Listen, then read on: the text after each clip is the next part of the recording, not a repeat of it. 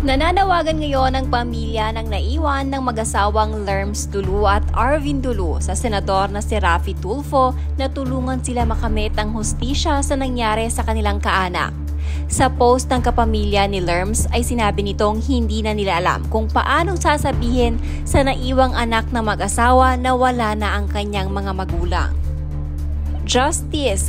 Di na kayo naawa sa bata, tinanggalan nyo ng magulang. Paano ang gagawin naming hinahanap ang mama niya? Iyak ng iyak. Managot dapat ang managot. Kung sino ka mang mastermind ka, si Lord ang bahala sa inyo at kayong dalawang rider in tandem, sobrang takaw nyo naman sa pera para pumayag na kumitil ng tao.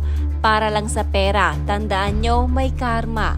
Paano nyong nasisikmura ipakain sa pamilya nyo yung perang binayad sa inyo para kumitil kayo ng tao? Kasunod dito ay ang tatlong hashtag.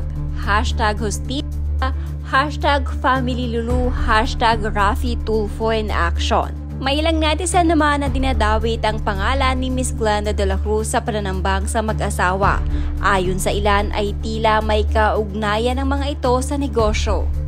Hindi naman lingid sa ating kaalaman na isa sa malaking distributor ng Brilliant Skin si Lerms Tulfo.